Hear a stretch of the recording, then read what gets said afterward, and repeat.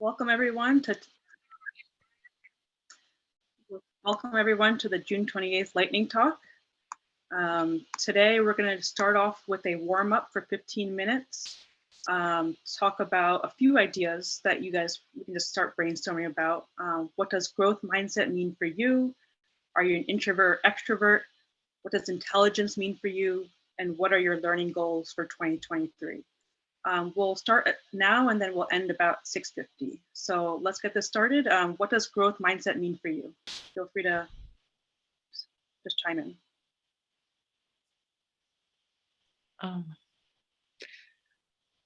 So growth mindset for me is it has no limit.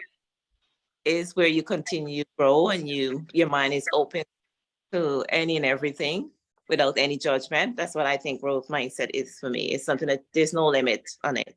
There's always another level.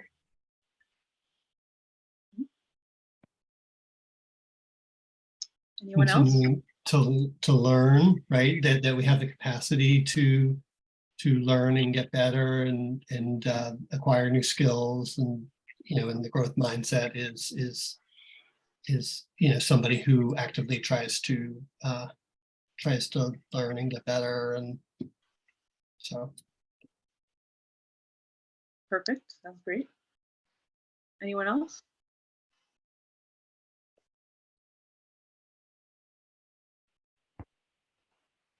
I definitely have something to say on this topic, but I will be doing a lightning talk on this specific topic, so I will hold on for now. Okay, thank you. Okay, if no one else has anything to add, I'll move on to the next question. For this group, are you an introvert or extrovert? I'm an introvert for sure. How about let me call someone else. Extrovert. Alex, you are extrovert, are you? Full way. I am actually both. I can be both actually. There's certain group I can be like the one like let's go. In the next group I'm like reserved and considerate and assertive. So you're an ambivert. I see. Yeah. Okay. Anyone else? I'm definitely an introvert. Even though the last time I took the MBTI test, I came out as extrovert, but that's why I don't trust those tests. Well, depends on the MBTI, because that's what I did also. It depends on the scale. If you're exactly in the middle or plus or minus in the middle, you can switch. But when you're towards the extreme, it's clear. And that's why, like, I've done it 3 times and I cannot do it again because I know the questions, and no, like I can play the game and I know the questions and I know what I want to be, but that's why I cannot do MBTI anymore. Oh. Yeah, I'm pretty much in the middle.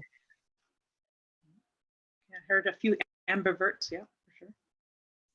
Anyone else? I guess for me, it depends on the mood I'm in. Sorry to cut you off. That's Steve, right? Yeah, it's Steve. Yeah. I would vote for the introvert part. I don't like saying things out loud unless I already know what the subject's about.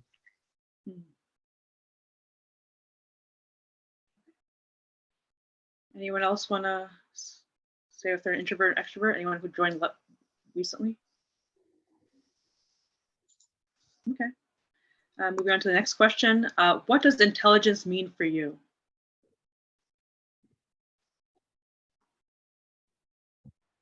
To me, it has always been an important part of this word. Emotional intelligence was always really important. It is someone who treats others with respect and also always strives to learn more about the world around us. Probably like that. For me, I think emotional intelligence is being self-aware, empathetic, understanding of who you are and how you communicate with people and how you affect them in that term. So that's why I think emotional intelligence is very much has to do with your self-awareness, your empathy, your kindness, because you could be kind but not good, right? So it kind of balance out. I see Sophia raised the hand. Yes, to me, intelligence is the ability of collecting information, processing it, and making sense out of it, and just being able to see what is around you and being able to process and manage it in a productive way. Perfect. Yeah, that's great. Anyone else? And I will piggyback on that. For me, information, it's information. Information with a purpose becomes knowledge, and the application of knowledge is intelligence. Knowing when to apply that specific knowledge, which is built of the information. So it's a process, and then the application of knowledge is the actual intelligence, when to apply it and how to apply it. Okay.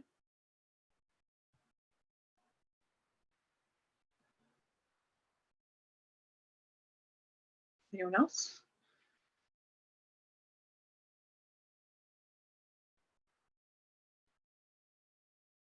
Okay, and moving on to the last question. What are your learning goals for 2023? I can go first. I'm currently learning prompt engineering for ChatGPT, and that is my main focus right now. And because I have a growth mindset, I don't know what comes next. I will tell you when I know that. Very relevant. How about, let me pick the next person to answer. Steve, how about you? Do you know what your learning goals are for this year? Yeah, I'm actually learning chat GPT prompting, but also I want to keep my skills relevant. So keep moving in the direction I'm going. Also add some skills I haven't used in a while, which is around programming and database. Take your pick. Who should be the next person to answer? Steve. I get to pick. Well, I only see one other person on my screen, and that's Gary. So. Okay, cool. Thanks, Steve. So I'll continue the pattern in that. I'm definitely learning how to best utilize ChatGPT. Other things I'm looking at are design sprints and even like 2-hour sprints, as well as how to use things like appreciative inquiry. So those are some things that just popped up on my list that I'm going to be checking out shortly. So let's see here. How about Fernando, you want to go next? Sure. My challenge is actually getting focused on what to learn, because I really want to learn everything that comes in front of my eyes. But right now, my focus is on coaching. I'm in a particular coaching program called Positive Intelligence, which I'm going to talk about that later. I'm going to choose who is he? Who hasn't gone? Peretz, did you go? Sure, as soon as I can find the unmute button, I'll be glad to share. I have a credential for electronic health records, which is about to expire. I haven't worked in this subject for a very long time, well, number of years. So I'd like to resuscitate that. That'll be the month of July. And then for the rest of the year, I'd like to follow Fernando's example and become a more expert Agile coach. I'm also looking for a job in the subject, but we'll discuss that a little later, right? Who do you pick to go next, Berit? Oh, well, everybody on my screen's already said something. How about Glenn? You there, Glenn? I'm here. Okay, your turn. My turn. Haven't really figured out what I do read a number of books that some coaches recommend to me. Usually about a book every 4 to 6 weeks. So just started something by Wayne Dwyer on intention. And just finished one by John Mason about being uncommon. So personal development, leadership generally, in terms of other work related items. I'm working on a project right now migrating to AWS. So I'm going to have to get into, I'm not doing much work with that, more the design work, but I'll probably be taking a class to learn a little bit more about the ins and outs of AWS. John, why don't you go next? Yeah, Thank and you you. also raised your hand. I just want to pose a question. What are you going to unlearn to allow you the capacity to learn? So I do a bit of that. So how do you change old habits in people, for example?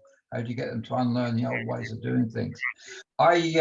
Secondly, I'm at the end of my career, which is nice. So I'm actually paying it back and teaching others all the experience and knowledge I've got. So the other question I'll raise with the group is who are you going to learn from? Who's your mentors, as opposed to what your subject matter is? So I do a lot of free coaching, the free one-on-one stuff, helping the new enterprise coaches that are coming up in Australia, would you believe? So so I'd like to pay back my 57, 58 years in the industry.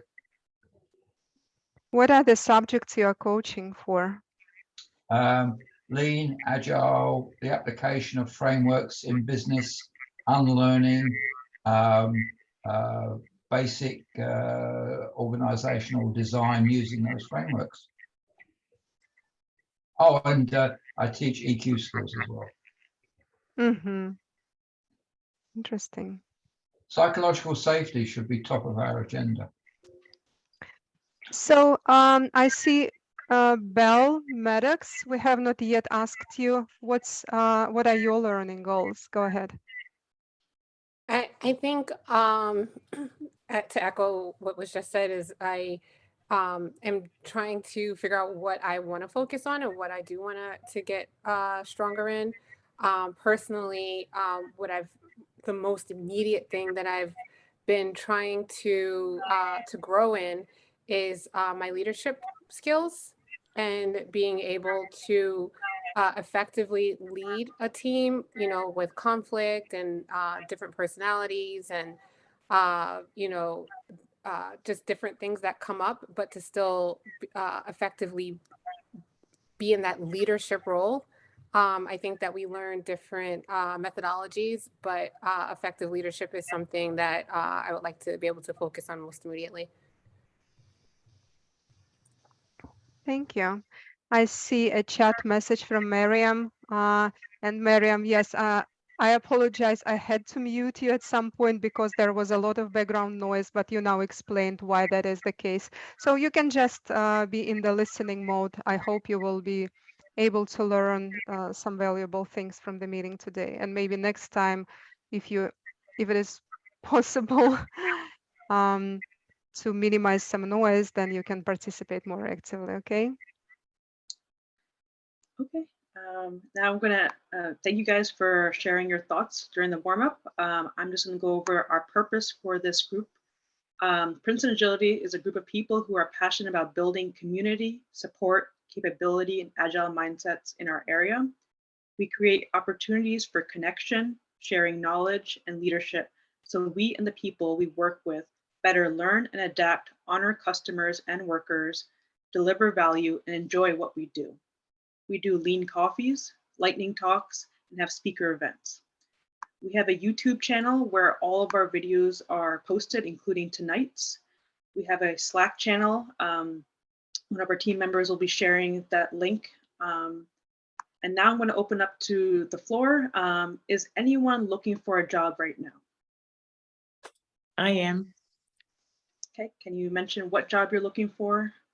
I am a certified accountant. I'm a chartered certified accountant. I am qualified because I grew up in the UK. So I went to college to University of Bradford, have a bachelor's in accounting, and I also did the ACCA. So I'm currently looking for something in that field in finance. Thank you for sharing. Anyone else looking for a job? Yeah, I am. Okay, what job are you looking for? Something in project management or Scrum Master.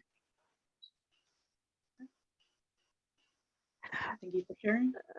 So I'm sorry to interrupt. I just posted a YouTube URL in the chat. As for the Slack channel, I think last time, Fernando, you said that this link is being generated, the invitation link. Can you post it in the chat? I'm sure you have it, right? Yeah, so that link lasts a certain amount of time, but let me see. Mm-hmm. I can double check to see if it's working. Yeah, sometime Yeah. during this meeting. No, it said that it's no longer active. So I'm going to share it in a couple of minutes. Yeah, good. Thank you. Mm-hmm. Back to you, Nimita. Thank you. Anyone else looking for a job? I'm also looking for a Scrum Master job. I'm a beginner. At the beginning of my career, I'm volunteering currently with ASVPM and working towards my Scrum Master position there. Just using it as a tool and opportunity to learn more. And I was a SAFe certified Scrum Master, and then I got the ACM and appeal certifications, and I will be going for the enterprise coaching certification. But I would love to start as a Scrum Master. Thank you for sharing. John, I really liked your suggestion that people can reach out to you for some mentorship. I think it would be good if you can post your LinkedIn URL in the chat so we can all find you and connect with you. How does that sound? I'm just doing it. Oh, good. Steve, you wanted to say something? No, I'm fiddling with my tablet here. Back to you, Nimita, sorry. Just anyone else looking for a job? Yes, this is Parrots. I'm looking for a job. I would be a little bit more forthcoming about what kind of job. I just finished a test coordination role.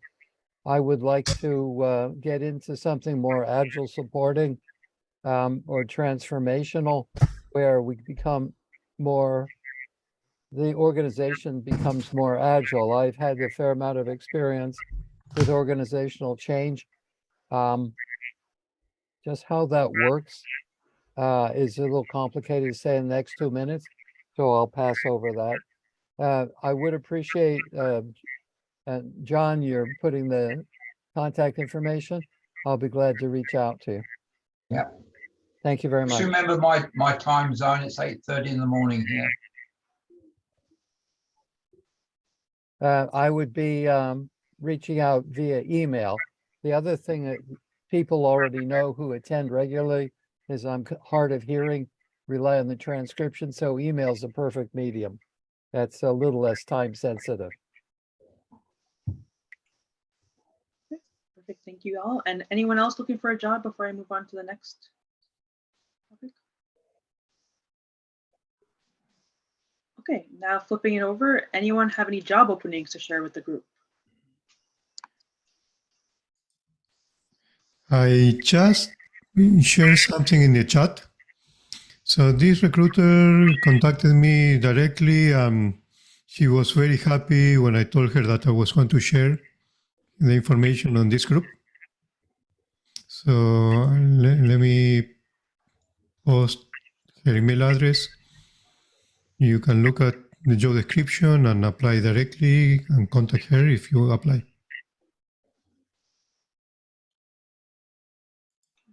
Thank you for sharing. That's on the Slack channel, right? Yes. So everyone can check out the Slack channel for that job opening. And I also put it here on this chat on Zoom. Okay, thank you for sharing. Anyone else have a job opening to share with the group?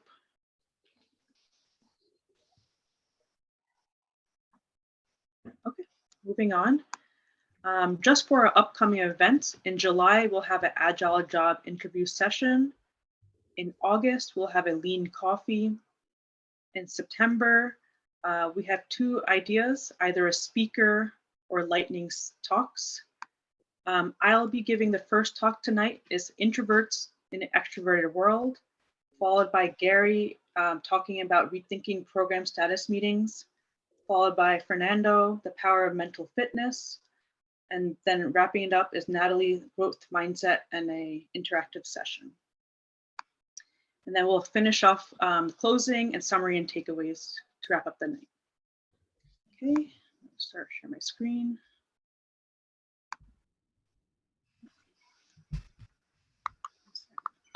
And while Nimita is sharing her screen, I can suggest that you guys who have not yet done lightning talks, who have not yet participated actively in our group, you are always welcome. We are always on the lookout for people who can do a lightning talk, people who want to facilitate, like Nimita is doing the meeting facilitation today. And there are other roles you can participate. It will be good. You will be able to connect with people, network, you will be able to learn new skills, and also to put it on your LinkedIn profile, on your resume as some activity in the Agile domain. So reach out to me, Andrea, Fernando, Nimita, Gary, Perez. Reach out to any one of us, and we will talk about what role you can take if you want. Okay, guys?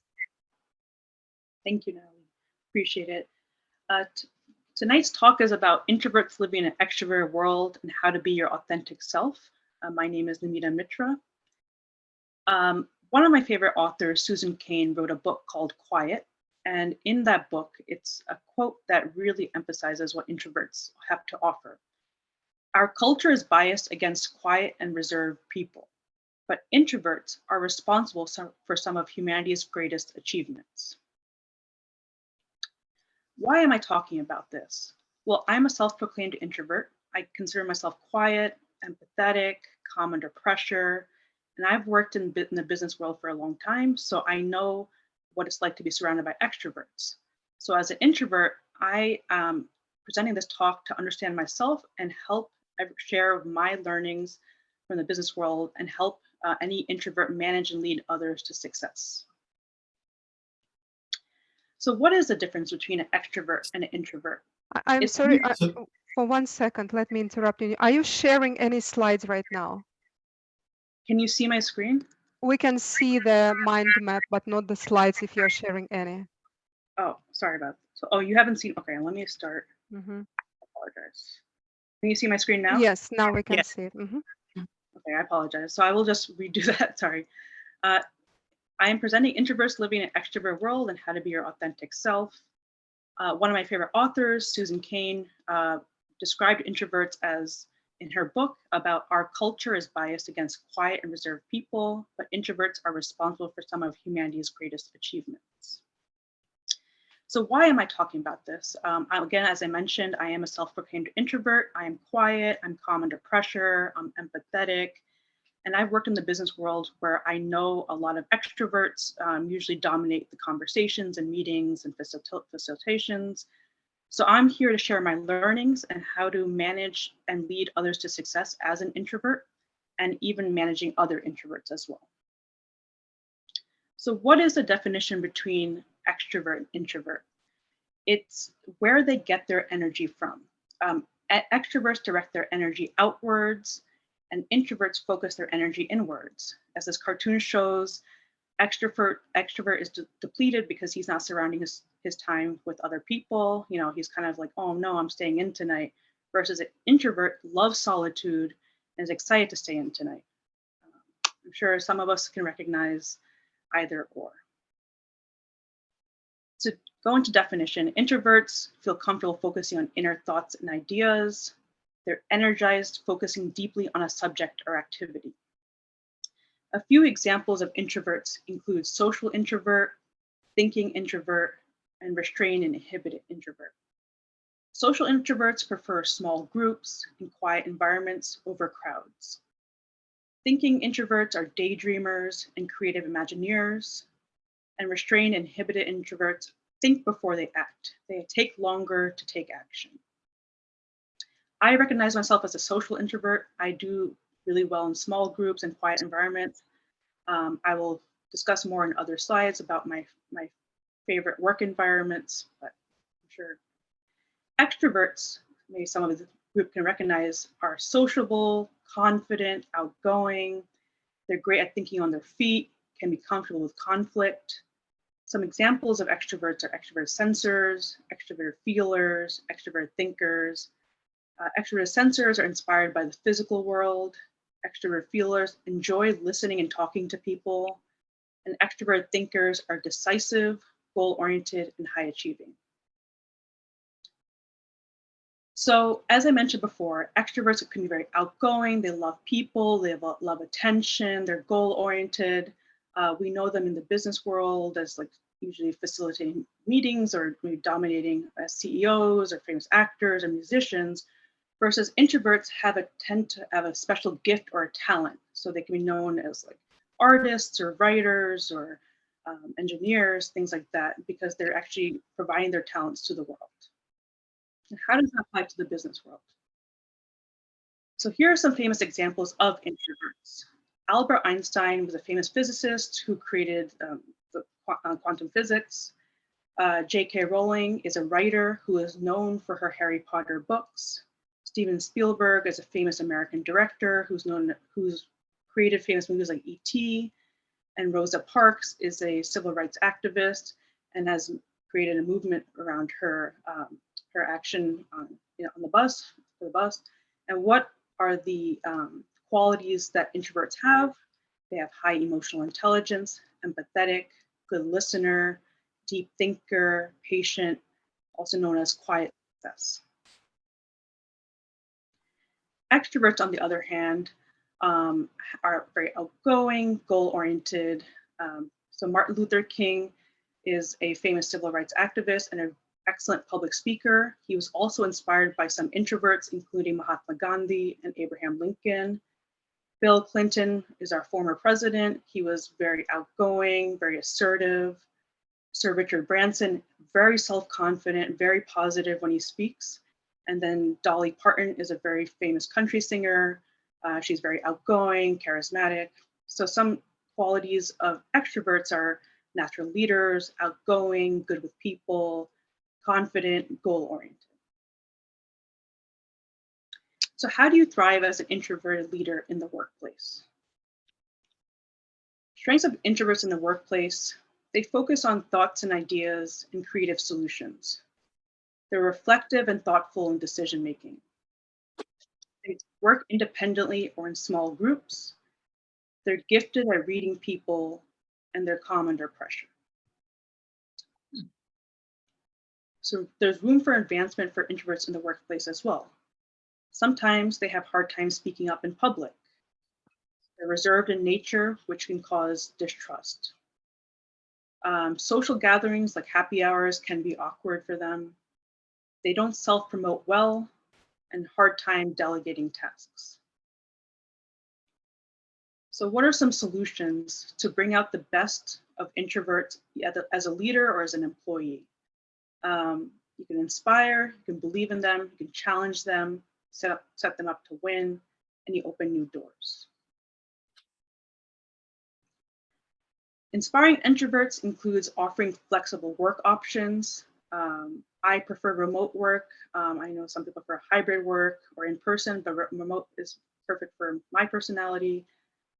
Make project teams smaller, send meeting agendas in advance, and praise them privately. You believe in introverts. Give them enough time to talk and share ideas. You pay attention to what they are saying, and you use their preferred mode of communication, email, phone, or messaging. When I was working at my last company, I preferred messaging my manager over Slack. It's one of my favorite communication tools because in real time, you can get an answer from any one of your team members, your manager, but you really should ask which mode of communication that person prefers. You challenge introverts. I know someone mentioned earlier about psychological safety. Well, as introverts, you have to make them feel psychologically safe to share ideas by creating an environment of trust and collaboration.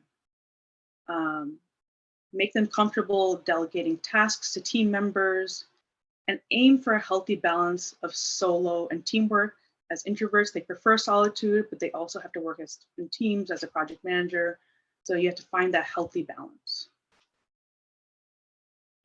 Set them up to win. Focus on what is unique about the individual. Introverts don't like being called introverts. They like being considered for their special strengths, their qualities. So they're detail-oriented, they're strategic, high intelligence or emotional intelligence. Focus on those instead of calling someone an introvert. Ask thoughtful questions and also encourage them to ask thoughtful questions during meetings. So they're really thinking about things beforehand. Encourage individuals to market or brand themselves as active listeners. A lot of times when we see meetings and we think that the most outgoing, talkative person is contributing, but sometimes the listeners are also contributing their way too. So kind of encourage introverts to market themselves as good listeners. And then, I don't know if anyone else feels this way, but during the workday, find ways to recharge for 10 to 15 minutes. I prefer to do a nature walk because I enjoy nature and hiking, but anytime to help recharge so that you're clear and you can manage the team. And finally, open new doors. Introduce individuals over written communication, encourage individuals to engage in online communities, just like Princeton Agility Group, and then engage in introvert-friendly activities for networking, like book club, gardening, yoga, photography. As I mentioned, not necessarily only happy hour or in large crowds or high environments, maybe something more mellow, something more conversational, things that can help them open up. So summary, lean on strengths of introverts, empathy, deep thinkers, and curiosity. Because introverts think more, champion one-on-one chats with individuals on your team to get ideas. Encourage them for self-promotion of achievements. And instead of typical after-work events, encourage bonding over introvert-friendly activities. And here are some resources. As I mentioned, Quiet by Susan Cain is a great book to read. And here are other books, The Introvert Advantage, How to Thrive in an Extrovert World, and The Secret Life of Introverts, Inside Our Hidden World. Any questions? Thank you. Thank you so much, Nimita. Can I go first with my question? Can you show the slide before the believe slide? I don't remember how it was called, but it was the previous one before the believe. This one. So it says, praise them privately. So what if I really liked your job and I say in front of the group like this one, and I said, great job, Nimita, really great job. What do you think, everyone? And everyone says, yeah, we really liked it. Would you rather me praise you in person privately rather than in front of the group, like I just said? Yeah, no, that's a good question. I think every introvert is different. I personally prefer one-on-one. I don't necessarily need the attention, but I know other introverts like the recognition and the kind of the validation. I like the private praise though. But I don't know if anyone else in the group has anything to add about that. Any introverts? Can anyone talk to that? Because I've always thought that introverts, and I'm also an introvert, introverts like when they are praised in front of the group. But interesting. What do you guys say? Anyone else? Natalie, you're not an introvert, that's for sure. Well, I've known you for a while. Maybe sometimes we're all an introvert sometimes. It's funny, I haven't read the book in a few years, but there's a book called Personality Plus that talks about the 4 primary personalities. I wouldn't have expected, and I've got a card somewhere that has like a summary of the ISC and stuff like that. What I have on my desk here. I would think, yeah, most introverts would want to be praised publicly.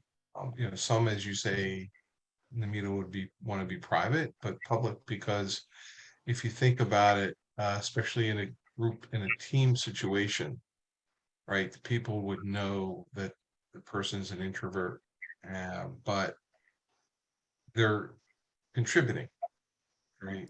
And so, you know, for example, there's somebody I was working with for about 6 or 7 months, always spoke up, and it was all virtual, so I hadn't met him in person.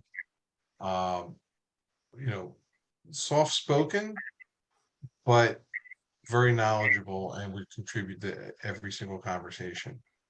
And there was a client meeting nearby, and I decided I had the option to drive over about 40 minutes away, and I figured it was a good opportunity to meet several of the people on the team that I've been working with for 6 or 8 months, and some coming in from out of town. And I was talking with this gentleman, he told me he's an introvert. I was really surprised. So, but he gets public praise, you know, during meetings when he, you know, calls out things or, you know, raises good points, and he doesn't seem to object to it. You know, maybe it's also because of his position. He's got a team of several people that he supervises, but he's an integral part of a larger team. Good point. Yeah, maybe it depends on your position as well. If you are in a managing position, you have to be more open to public communication. Anyone else who is an introvert can chime in? I'm kind of in between, but like what I think we all need to do is just listen to the people we work with and decide, you know, and hear what works best for them. And I've seen in a lot of team workshops and think, you know, like where you're starting to work together as a team, one of the things you can do is have each individual kind of put together a personal manual, like how to best work with me. And that is that's a good way to, because everybody's different, even if you're introverted or extroverted or whatever label, we're all individuals. So it might be different from person to person.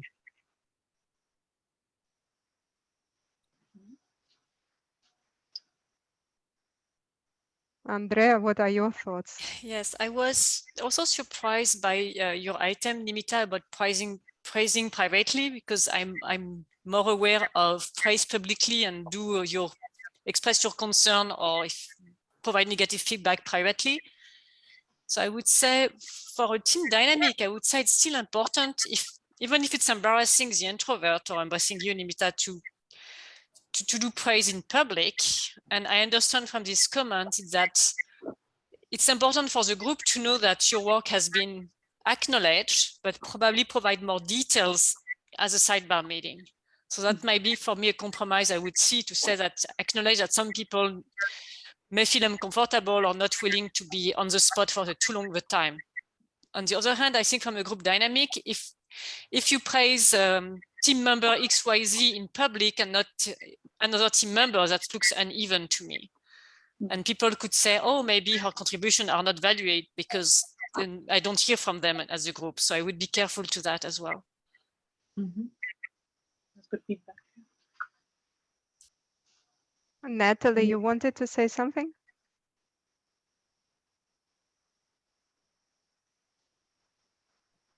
Which Natalie? I mean you. Oh, okay. I was gonna say actually, what I've noticed, like Andre just said, like when you praise one person, and if the other person see they get insecure, right? They're probably gonna judge themselves, well, or maybe my work is not good enough, or something to that extent. So I always try not to praise anyone in public. I always do it face to face. In my office, I would be like, "Oh, come and let's have a chat." And then I will let them know, say, "Hey, you're doing a good job, amazing job, continue doing what you're doing." But then I also do it in a group setting as well, where I tell everyone, "Hey, you guys are doing an amazing job." And I will point out each person's skill level.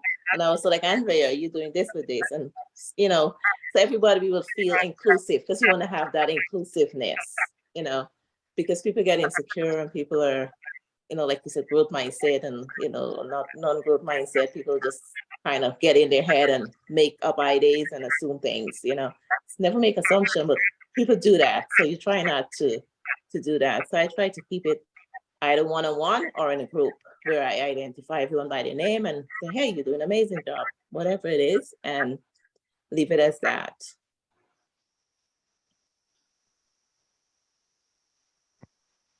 Could I slide in a quick question here about the idea of public personal praise? Mhm. I guess I'm losing the connection between the introvert, the extrovert. But Natalie, I also like to say, or at least ask, if somebody does a piece of work, gets public praise for it, it also educates the team on what type of work is acceptable or like worthy of praise, right? So there's a kind of a training or best practice approach to that, isn't there? Yeah, I totally agree with you. But everyone is different. We have to respect this. If someone says, "Hey, can you please not praise me privately?" we would need to respect that, right?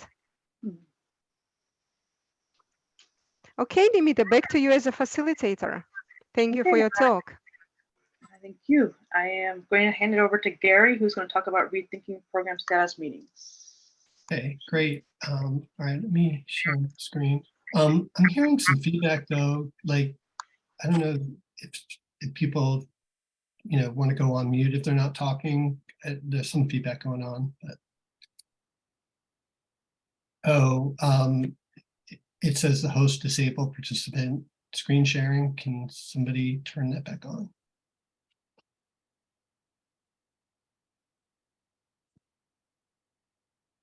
There we go. Can you try now? Yeah, I'm good now. Hold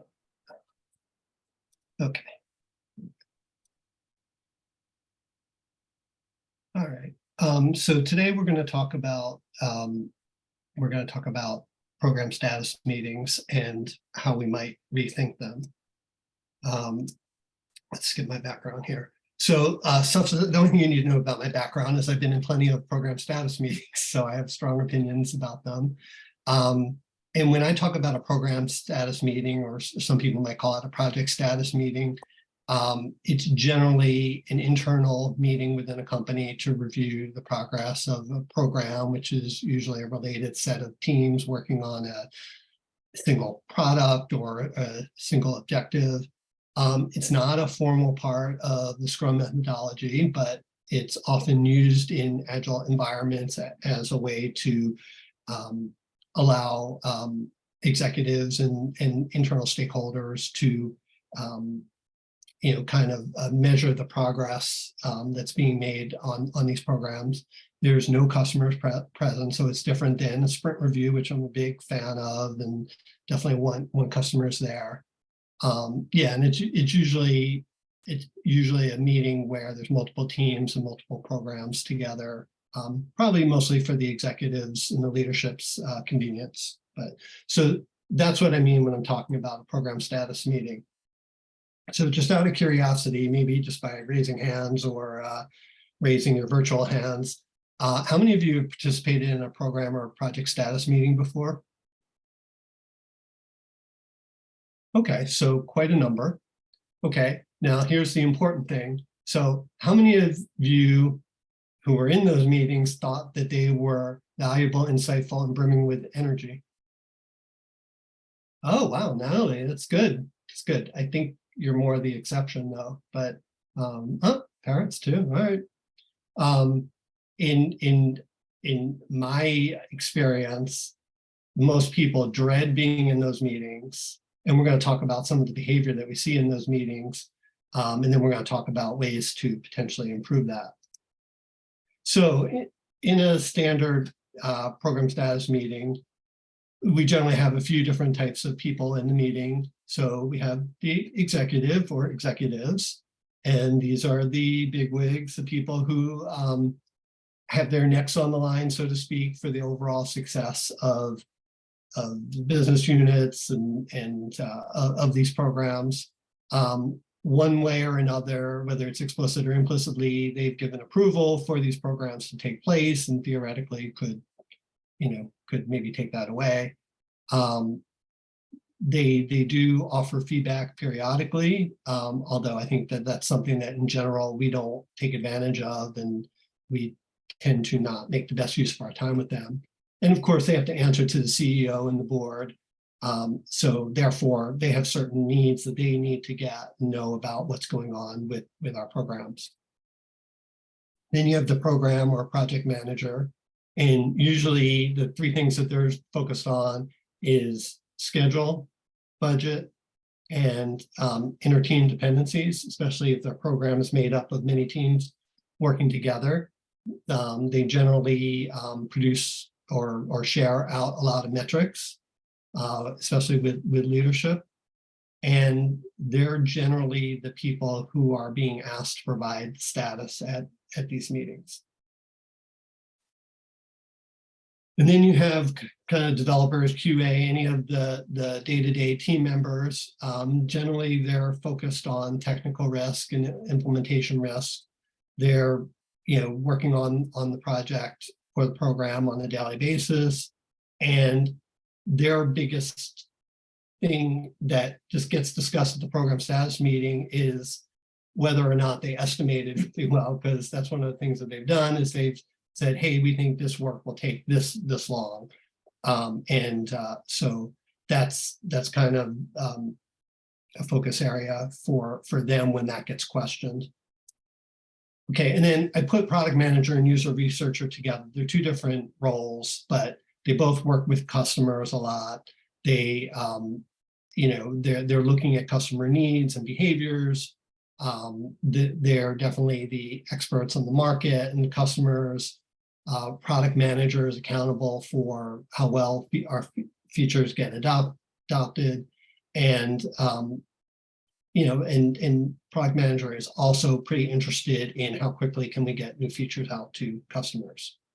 So these are the participants in the meeting. So let's take a look at what happens when these folks get together.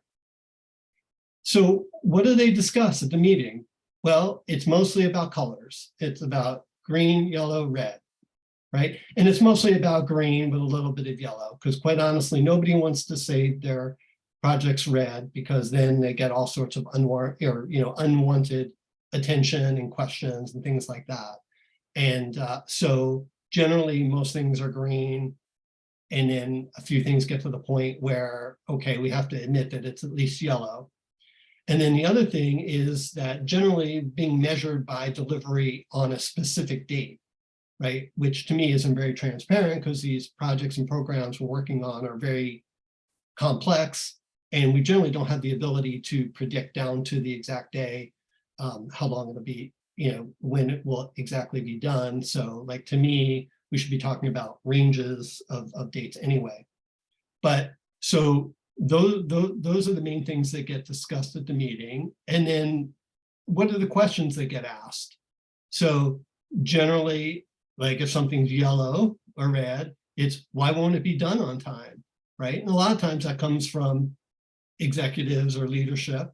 And if you're not in a psychologically safe environment, right, that can be kind of intimidating. And of course, then once we figure out it won't be done on time, the next question is, when will it be done, right? And what obstacles are we facing that, that we can do something about? And what can we do to get it done sooner, right? Whether that's adding people or doing this or that.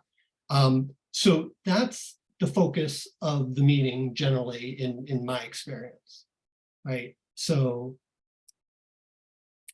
the people who participate in these meetings, generally what's their mood? Well, they're all armored up because they're trying to fend off any blows that they might get if their project's a little bit behind or they're running into issues.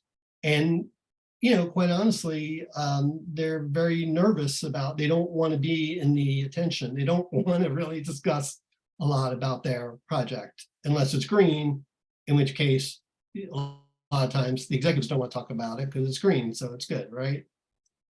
Okay, and so this lack of psychological safety or this defensiveness, and you know, it leads to watermelon statuses, right? And so what's a watermelon program or project? It's something that appears to be green on, well, it is green on the outside, but it's really red on the inside. So that means that we're reporting it out as it's green, it's on track, but you know, in reality, it's actually not, and we're just afraid, you know, to say that until it's totally obvious and too late.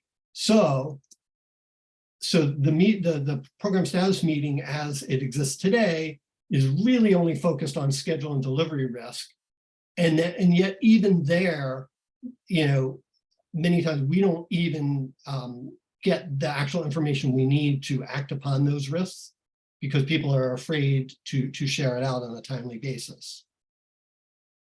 So like the program status meeting is essentially a kind of risk management meeting, right? And the goal of risk management, we want to reduce the likelihood or the negative impact of, you know, like negative events that come out of this uncertainty that exists, right? So my suggestion or my proposal going forward is that we spend our time talking about how our overall uncertainty has changed and, you know, and what those changes, you know, how those changes inform what we should do next. And let's have a discussion about that.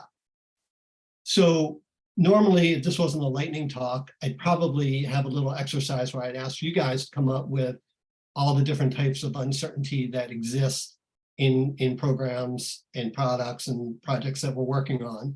But since it's a lightning talk, I came up with a set of them myself. And, you know, so the question is, which of these uncertainties don't actually get discussed at program status meetings the way that they run today? And so in my estimation, these things that are highlighted in blue are things we don't talk about.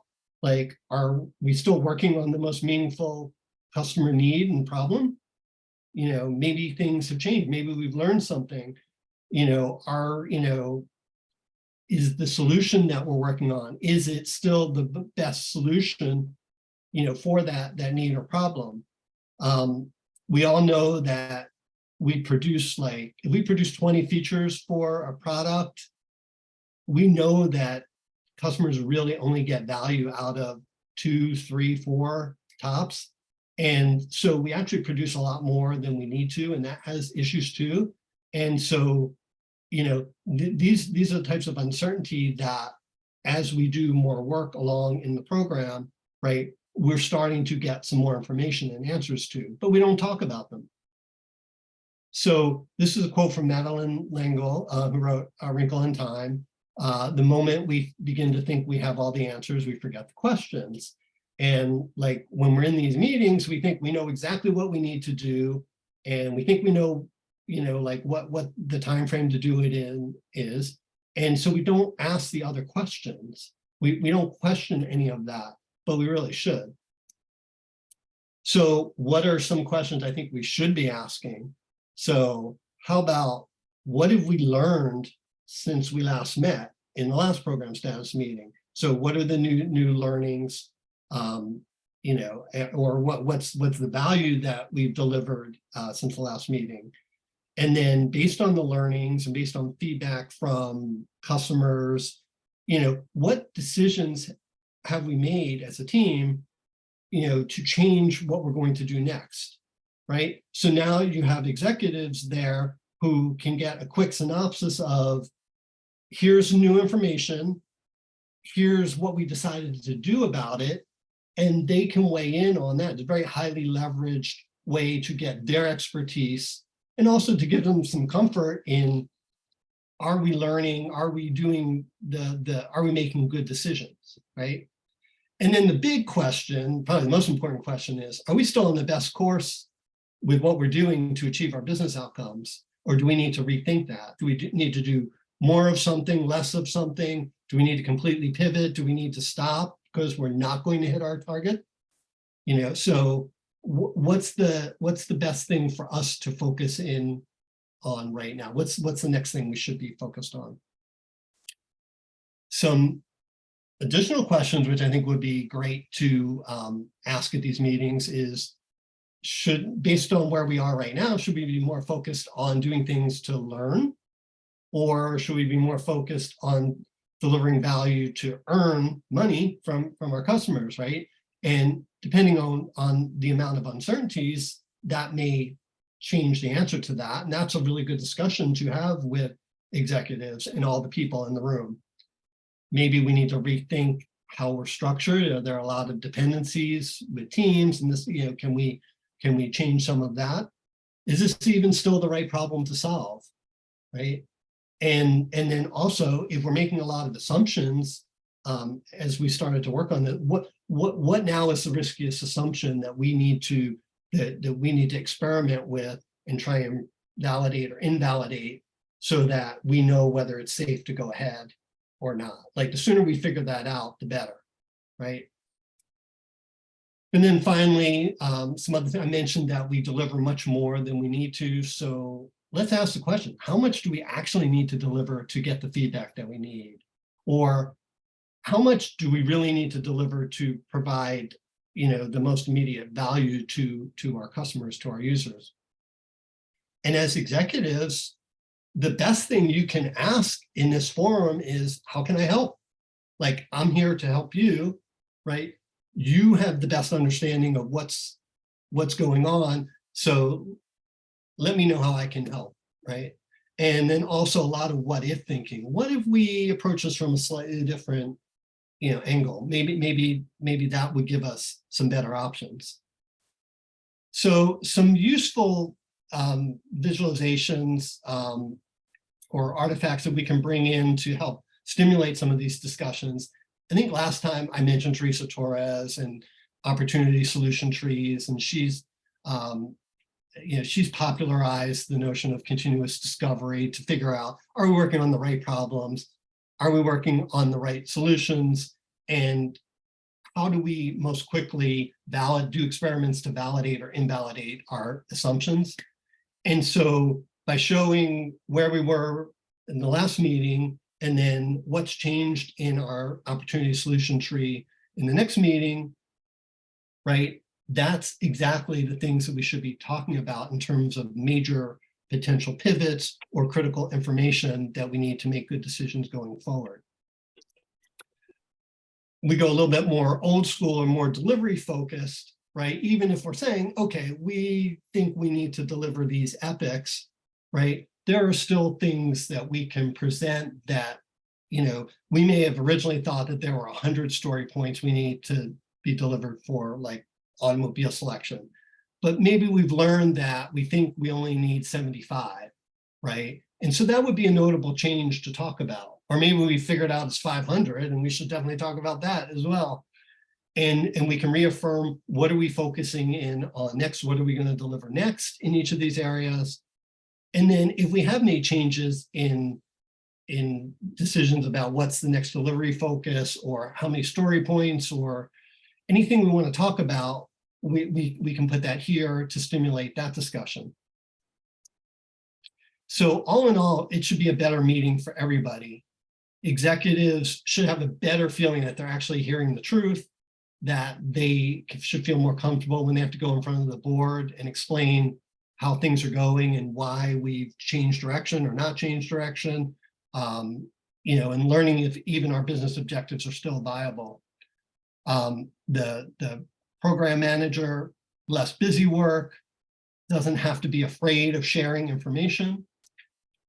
Team members no longer have to be defensive about being behind schedule, right? And they get a chance to truly interact with executives and share information with them.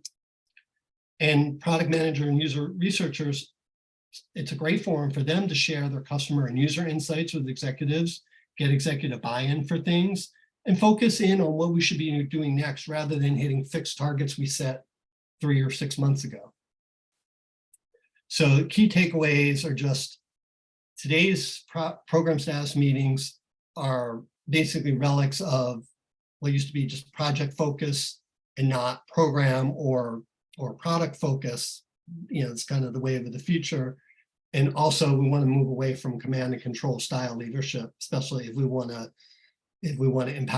empower teams and be agile in terms of being able to pivot and move forward. A lot of times what we get out of program status meetings is delivery schedule theater, right? With our watermelon projects and our red, yellow, green. And we really should be focused in on what we've learned. And if we do all that, then we can get some high quality time, make the best use of our time with the executives to have open conversations on what's the best way to move forward, given everything we know today. So that's what I had. I don't know if anybody has any questions. Thank you, Gary. Thank you so much for a very interesting, enlightening talk, I guess, especially for people who are here, who wants to switch into Agile, who are looking for their first jobs here. It opens a little bit a veil of what Agile is about, I guess. What do you say, Nimita? What do you think? Yeah, no, I agree. That was a really good talk. Does anyone have any questions for Gary?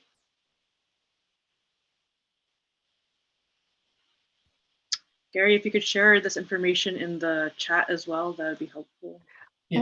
We are doing a recording, guys, so we will be sharing the recording with everyone. You will be able to listen again. I don't know, Nimita, how much time do we have for questions and answers? What do you say?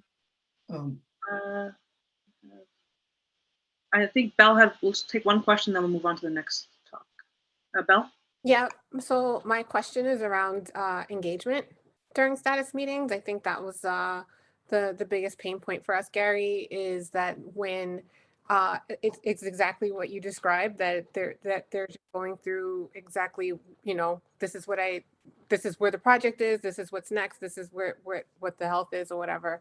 But nobody is really participating or engaged, so everybody just sort of drones through the sheet, and it becomes kind of like a useless exercise and just reading off the screen. So with sort of your vision toward the potential way to do it around, you know, what's new, what's different, what's changed, and how do we improve on that? How can you leverage any tools to increase engagement from those that are participating so that it is useful for them and it's not just one person talking? Yeah, so it's a good question. I think you share with them the vision of like what we could get out of these meetings, right? And then work together to address whatever challenges there are to getting to that point. Like sometimes it may be, do you have to talk with the leadership folks who participate in the meetings and get their buy-in to say, hey, wouldn't this be a better meeting for you if we did this, right?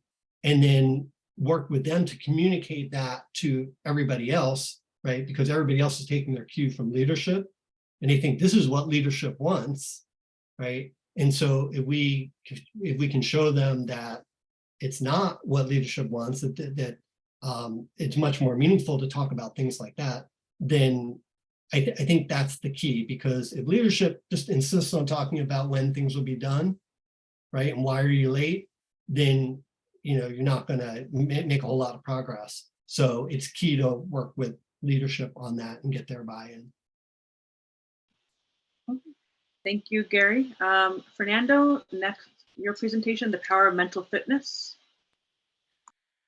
All right, I'm going to start sharing.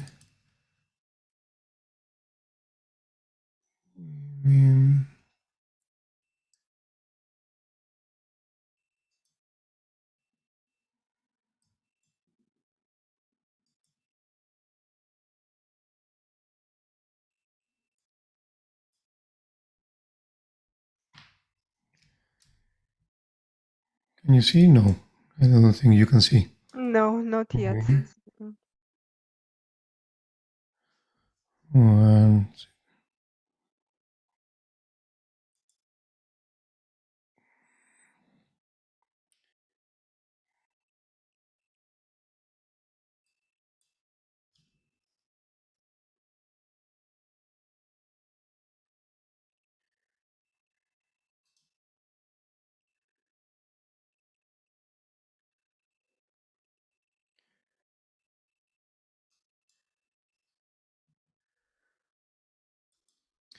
Okay. Yes, Mm. it's good now. All right, and you cannot see me. Mm, Almost. Yes, we can see you now. we can see you in the corner of your big big window. Okay, I think that's better. That's perfect. All right, thank you for your patience and good evening.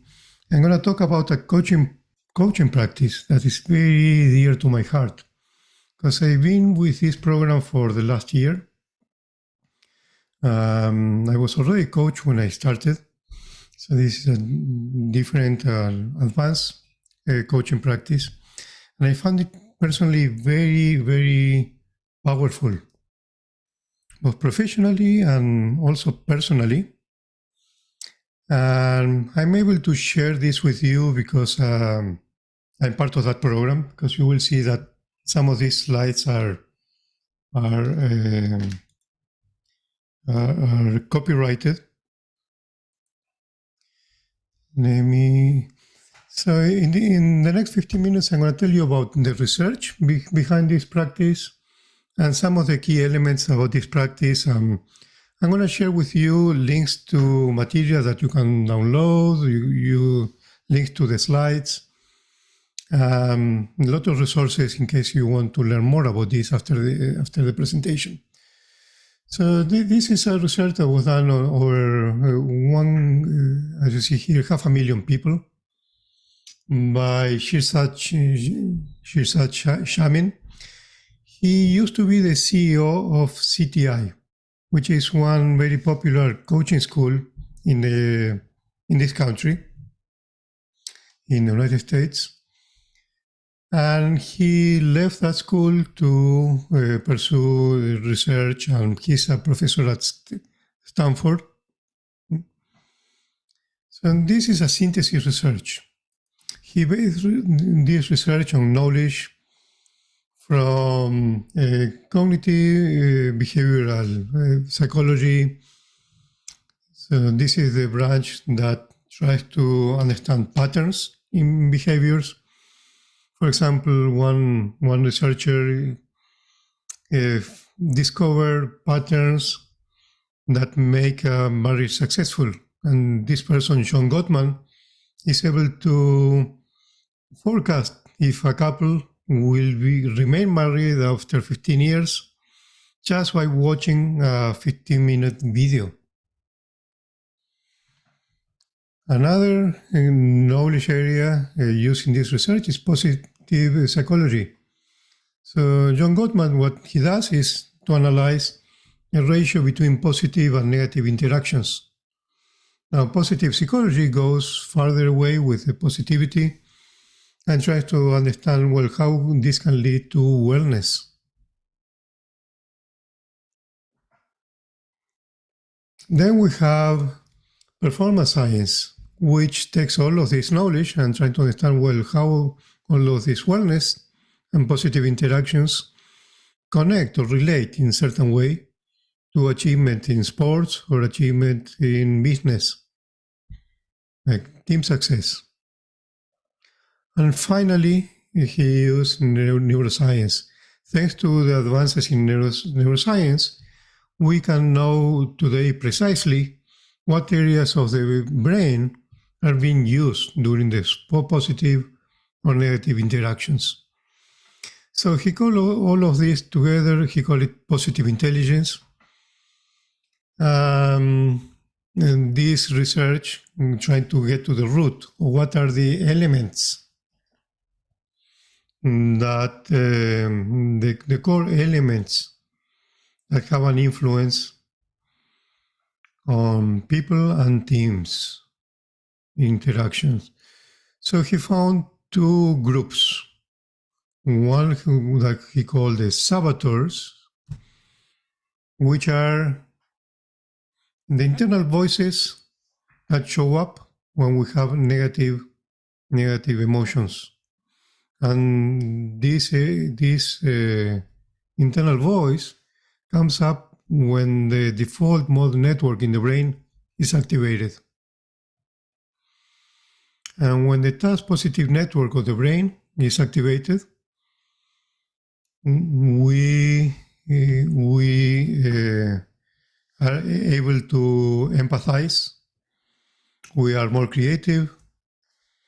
We are more open to other ideas. And both areas of the brain cannot be active at the same time. So we are, at a certain time, anytime, we are under the saboteur mode or under the sage mode. So this mental fitness, as he called it, is a capacity of the brain to respond to life challenges using positive rather than negative mindset. And why is this positive mindset important? Yeah, because when we are using the sage part of the brain, we are able to reach peak performance while keeping peace of mind and while keeping healthy relationships, because the sage mode of the brain is the one that can empathize with others. And why he called it mental fitness? Well, because we can train our brain. And we are going to see how. And depending on how fit our mind is, we are able to switch to the sage mode quicker and faster. So he also found that there are three core muscles at the root of this mental fitness. He called it the saboteur interceptor, the sage, and self-command. So I'm going to briefly describe each of these. So saboteur interceptor, we need to be able to intercept when we are in saboteur mode. We need to be able to identify it. And to be able to identify it, we need to understand how it looks like, how these saboteurs are impacting our thoughts. And the main one, what he calls the master saboteur, impacting our well-being, success, and happiness more than anything else, is the judge. The internal voice that is criticizing yourself, criticizing others, judging situations. But this bad guy is not alone. He comes with 9 accomplices. Now, what you see here, I won't have time to describe all of this, but they disguise as a friend. So this, maybe evolutionary, they were friends of us sometime, because of the default part of the brain help us with survival. So being hypervigilant, for example, help us identify if we are under threat. Maybe if there is enemy approaching us. Now, in modern life, there are other parts of the brain that will help us even more, like being creative, be able to identify options. So make no mistake, all of these are your enemies. So one of the material that I'm going to share is a free assessment that will help you identify which are the ones that are impacting you. Because we are all different. We are all hardwired with this since we were born. So if we want to identify them, we need to understand what are we looking for. Second element is the sage brain. So I mentioned that this is where the other part of the brain is activated. So this region of the brain is associated with positive emotions. That's why that is important. if you're feeling a negative emotion anytime, well, that's a saboteur. So when this part of the brain is active, we are more creative, we are able to empathize better with others, we are able to see the big picture. We are not in fight or flight mode. The sage perspective is that every outcome or circumstance can be turned into a gift and opportunity. Every single one. For example, let's say that your team just finished the sprint review. They got negative feedback. Stakeholders are saying that no, that's not going to work with them, that they need something different. So which perspective you think is true? So if you think that that's bad, that is saboteur voice. If you think that that's a gift, well, that's the sage part of the brain saying that, well, it was great that we learned about that now before we spend more effort.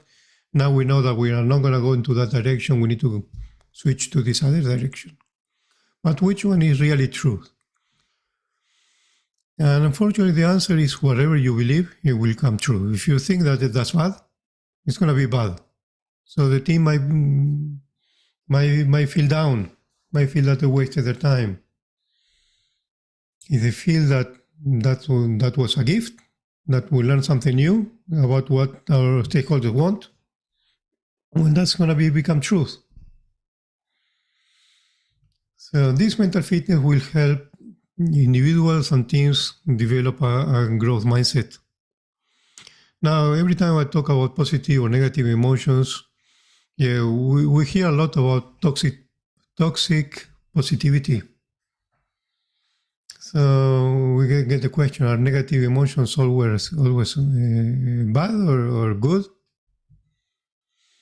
Well, now we know that emotions can be like pain. They send some signals to the brain.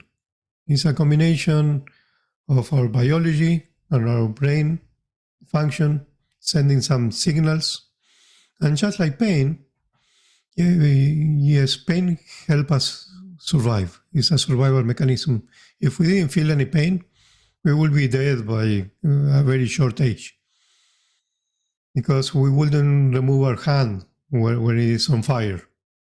So it's great that we can feel pain, so we can remove our hands and not get burned. But once we understand that signal, we don't need to roam in that negative emotion. Because when we know that the brain is dwelling on those negative emotions, it's not capable for empathy. It's not capable for innovation. So how fast we can move from negative to positive? Well, here's where the fitness come into place. So that's different from every individual. But the good thing is that Shirzad found that, well, through the combination of this research, we know that now this is possible to do it.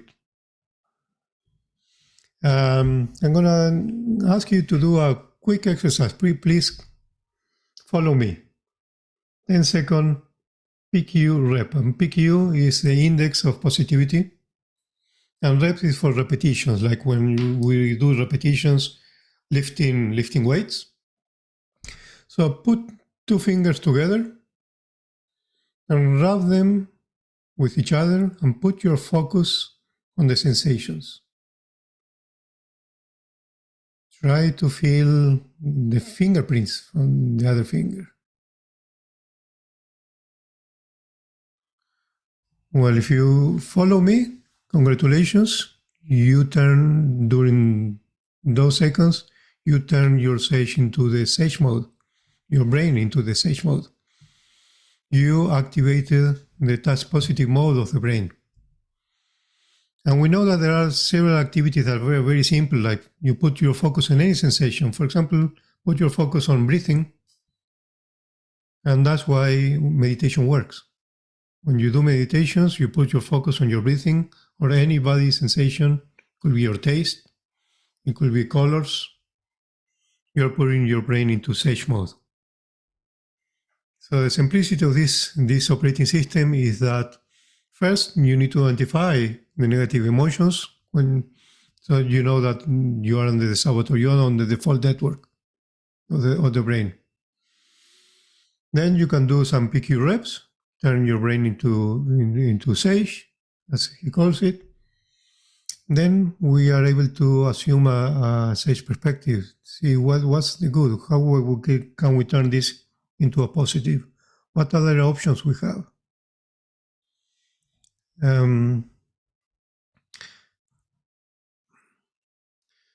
So by repetition,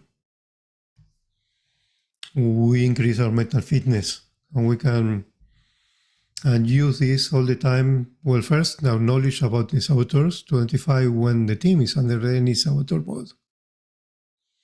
And that allows me to ask the right question. The right question also help you switch your brain into a more active mode. So in question, is it really possible to shift the brain from saboteur to sage response, even in tough challenges? The answer is yes, but how quickly you can do it, it depends on your mental muscle. And that mental muscle unfortunately requires some work. So being able to do the switch, requires some insight. Yes, we can learn about the saboteurs by reading the book. And the links I'm going to share, you can download at least the first chapter for free. Or you can take the Positive Intelligence program. There are different ways to learn about this, or even learning about the science. But 80% depends on your mental muscle. Luckily for us, we don't need to meditate for 3 hours every single day to increase that muscle. If you do it, well, that's great. That also helps. But it just turns 15 minutes per day, but you have to do it consistently. And not the 15 minutes in the morning, because the effect of that will fade after a few minutes or hours, depending on your mental fitness, your own mental fitness. So success will require some intentional initial practice, because we need to change some habits. And changing habits is not easy. It requires some intentional practice and being consistent.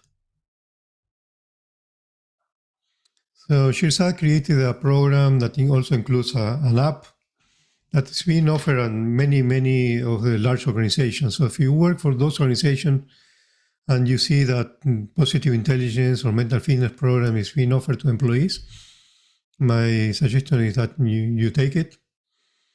Because if you have to do it on your own, you will have to pay, I think it's like $9.95 if you want to subscribe on your own. And this has been tested in many organizations. And for example, what you see here on this slide is the result on different sales teams on different organizations. And they use sales teams because it's very easy to see the result at the end. They compare the teams that went through the program versus the teams or the individuals that didn't and go through the program to increase the mental fitness. And it's very easy to measure the increase in sales. Now, I'm going to leave you now with, if I can find the chat here, where I can find the chat screen. Maybe it will be easier when you stop sharing, then it will be easier to find the chat. I found it. Mm-hmm. So here, well, I'm sharing the links to all of these resources. So to learn more, you can go to the resource area, download the white papers. There is a lot of information about the saboteurs in the website, accessible for free. You can also read the book or the audiobook. If you are a certified coach, you can apply for a grant, which is what I did 1 year ago.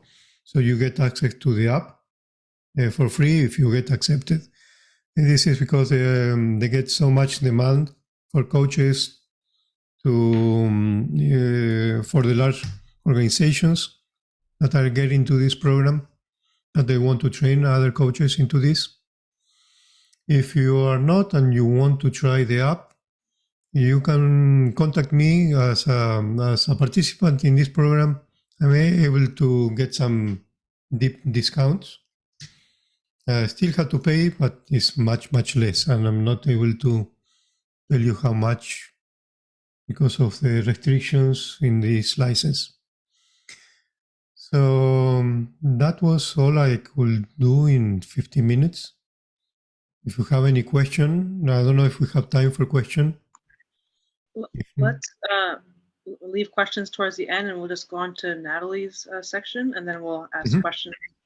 All right. Thank you very much, Fernando. And Natalie, if you want to go over growth mindset interactive session. Thank feel you. Feel free to reach out to me if you have any question after this meeting. Thanks. Especially interestingly, Fernando and I, we did not premeditate, but our talks are in synergy as we both talk about growth mindset in some certain perspective. So let me go full screen. Can you see my screen, the slide? Yes.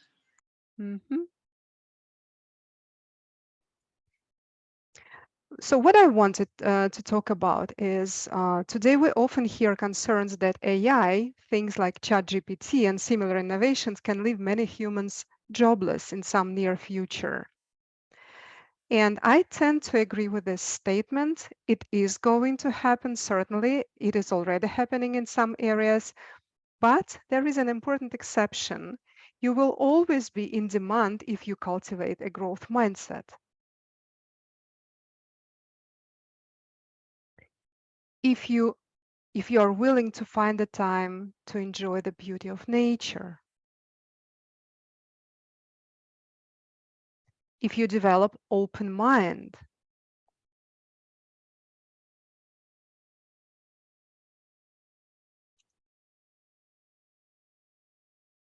if you develop your ability to look at things from another angle, from another perspective, sage perspective, right, Fernando? And we did not premeditate. If you are curious, eager to explore, to make discoveries,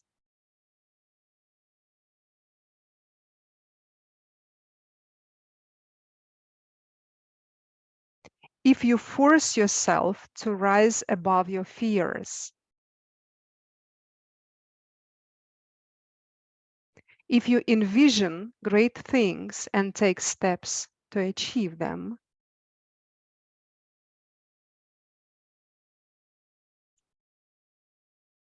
my talk today is called Face Your Spiders. Ever since I was a child, I've been afraid of spiders. Even up to this day, it feels painful just to look at this image. I'm sure some of you can relate. But on the other hand, I've always wanted to be brave and strong. This is how I saw myself inside me. This is what I wanted to be like. Brave, strong, independent, never broken, never bent by anyone. I just didn't know how to get there and how to prove it to others that I have a soul of a Viking. To prove to myself, most importantly. One day I was playing in the yard with other children, exploring the world outdoors. And at some point, I went astray from the others. And this is where I saw a spider. It was a huge spider. It was a monster spider.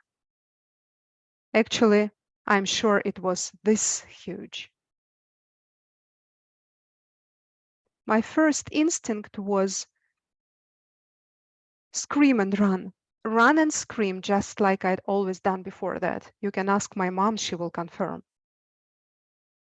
But this time I didn't run, nor did I scream. I decided to face my spiders, face my fears. I did the craziest thing one could imagine. I took it into my hands. I put it on my palm and went to show to other kids that I can do it, to show that I am strong and brave. It was a hard thing to do. But you know what? No matter how scary was the experience, the reward that came with it was absolutely worth it. It was an incredible feeling of freedom, the best feeling ever to break free from your strongest fear. Later, I learned that this attitude is called growth mindset. Part of it is courage to rise above your fears. Part is ability to thrive on challenges. Part is ability to learn, even from failure. This skill, called growth mindset, is in high demand today, and it is certainly our path to the future. It is the thing that will distinct us from AI, that will make it possible for us to stay relevant in the future workforce. If I ever decide to write a book, I will call it Face Your Spiders. In my book, I will encourage my reader to be brave, to face their fears and to rise above themselves, to step outside their comfort zone, to take initiative, to explore, to experiment, to discover their own potential, to rise above their fears, and enjoy the freedom that follows. Take a moment, think, what are your spiders that hold you back? How can you face them? And I thank you for your attention.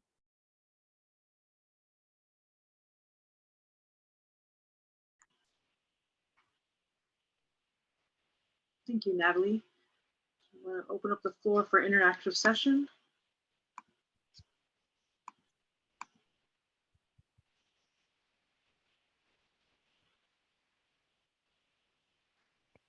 I have a question for Fernando. So that positive intelligence that you talked about, like clearly we're talking about for individuals. Is there a way to kind of do that at the team level as well? The question is yes. Now, the emotions are contagious. So that's why every single individual will have to do the work to increase their mental fitness. Now, as coaches, we can identify what's the mood of the team at a certain time.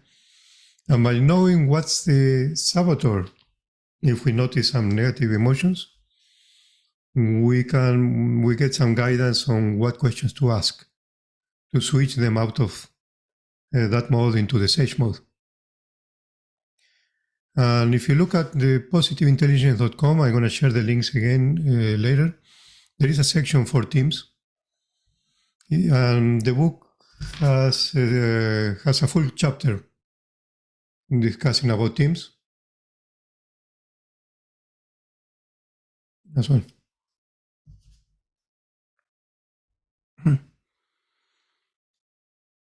Fernando, how does that really differ than reprogramming your brain for doing more positive self-talk? So it's not. I don't know if it's separate or if it's really just related. I'm not familiar with other ways to reprogram your brain, but this certainly will rewire your brain. It's one way to rewire your brain. But it's not about forcing positive thoughts. You cannot force them because that way you get into that false positivity or what's it is called, like toxic positivity. It's getting the mental fitness so you're able to process the negativity and get out of that faster than before you start your training. So you cannot cancel the negative emotions. They are there for a reason. They give you information. Through this practice, you're able to get out, to move out into the sage mode faster.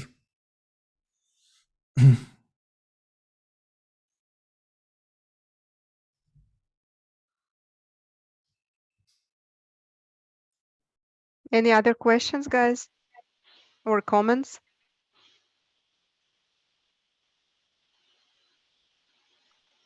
I have a question, Fernando, for you as well. Mhm. Can you give an example, maybe from your experience, from your life, when you had a chance to, under difficult circumstances, when faced some hard challenges, when you could switch from being a saboteur, from your internal saboteur to this sage perspective, and how it helped?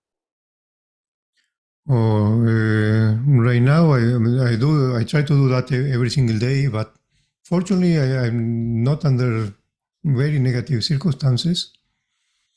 But sometimes it happens. Sometimes I'm in a meeting where I'm criticized. My instinct is to go into victim mode. Oh, these executives don't understand agility or don't understand what they're doing. But I try to capture myself in the moment, do a deep breath. I put my focus on my breathing. Then I'm able to respond with more empathy. I try to understand where they're coming from.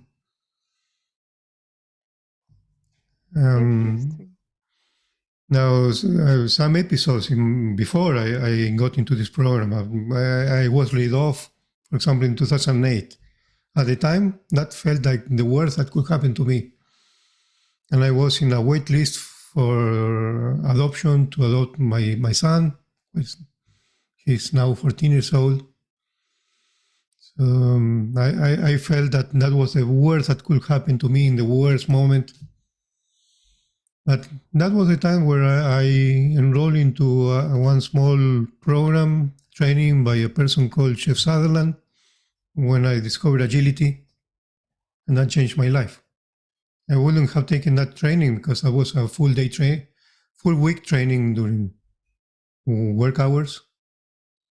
So now in retrospective, that was the best that could happen to me. But I didn't feel it at that time. I couldn't not see the positive. That's a great example. Any more questions from the group?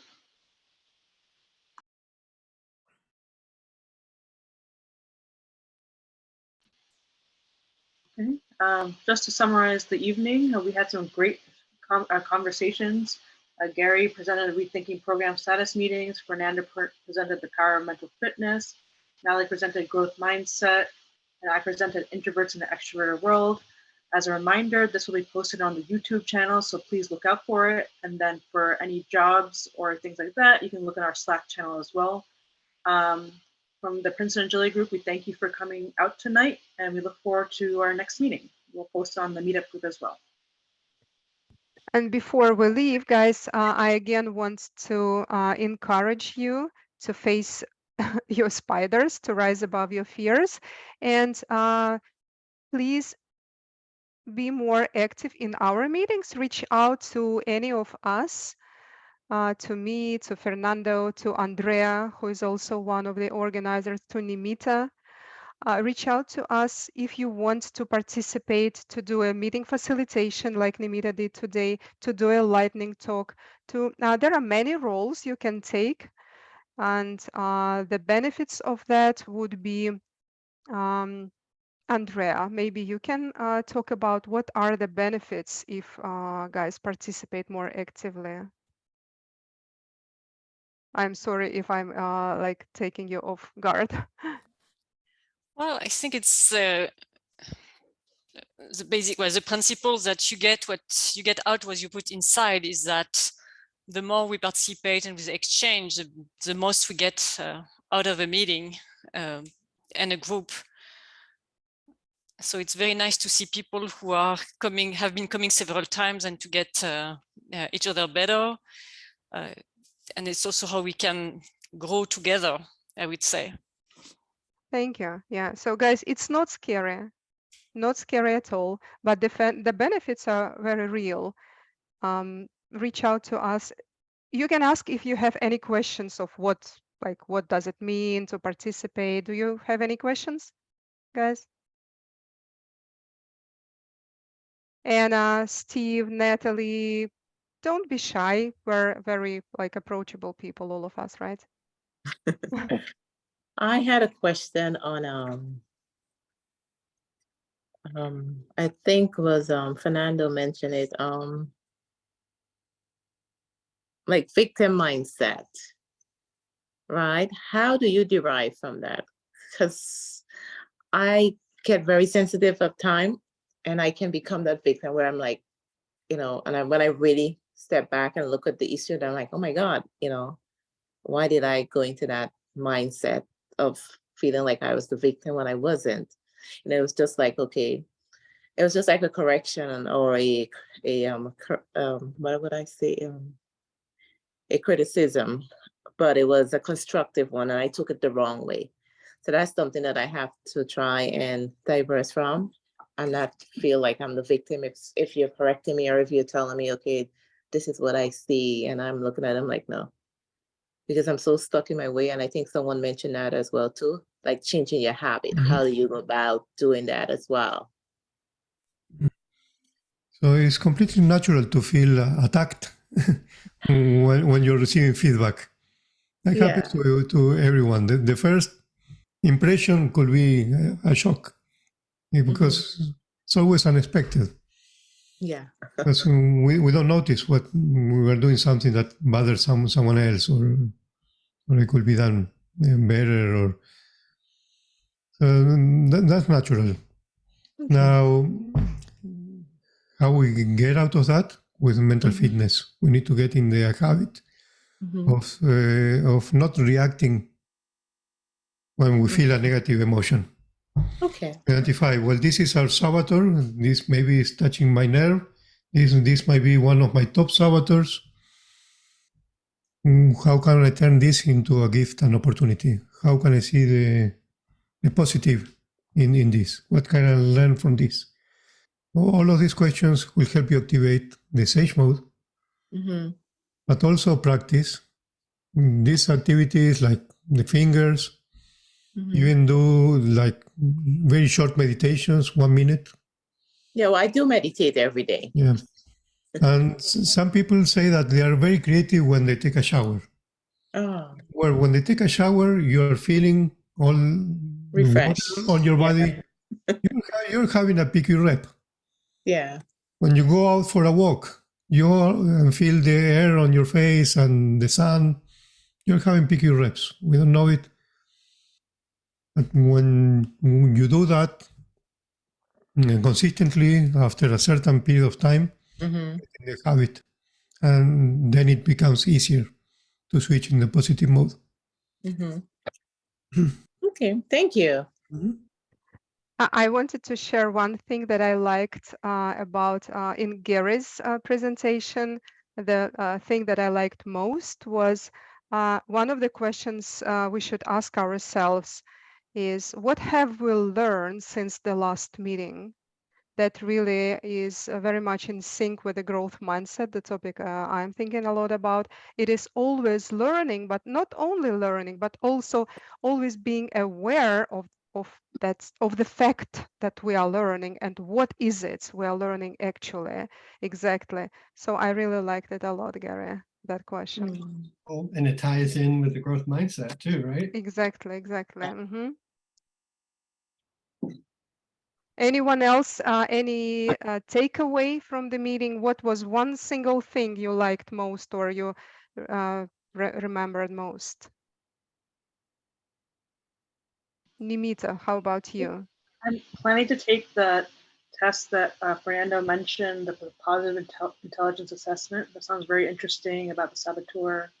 Would like to learn my results. Great. Fernando, you are muted, Fernanda. Yeah, so the assessment is completely free on positiveintelligence.com. You need to enter an email address, but that's how you get the written results. Mm-hmm. No one will contact you because that was supposed to be a connection between you and your coach. That's why they did it that way. So feel free to take that assessment and see the results. The results will also describe the saboteurs. What is one thing you liked most from the meeting today, Fernando, or you remembered your takeaway? From the meeting today, Mm-hmm. oh, I remember a lot of things that they're not positive. Like my camera didn't work initially, my microphone didn't work initially. Mm-hmm. That's my saboteur. But I was immediately able to switch to my Sage mode and be able to focus on all the presentations that I like. That it was like the theme for today was about growth. Even Gary's presentation, where he introduced a question that you can ask. Mhm. When you ask those questions in a group meeting, you are also forcing people to stop the default mode of the network and activate the Sage mode. Yeah, actually, that is very coincidental that Gary also said in the beginning show that how meetings typically go in this saboteur mode, right? Mm-hmm. And the suggestion is to switch to Sage perspective. Interesting. Mm. Steve, maybe your one word from you. What is your takeaway from today's meeting? It's more along the line with what Fernando was saying about changing your point of view. What's worked for me is going out and taking a walk. So I'll go out and walk for 10 or 15 minutes and it snaps me right out of it. So if I have any negative feelings going on or I can't clear my mind, taking a walk, suddenly everything clears out and I have plenty of room, plenty of mental space to process what I need to process. And then I get in a positive mood. So that kind of resonated with me. And as we remember from Nimita's talk, it is typical for introverts, right? Yeah, absolutely. Typical for introverts to take 10, 15-minute breaks to recharge. Works for me as well. Works for me too. Anyone else wants to share before we leave the meeting? I wanted to share experience because it's not only learning how to give ourselves that break and use our techniques, how to get back in the right headspace. Because I had an instance when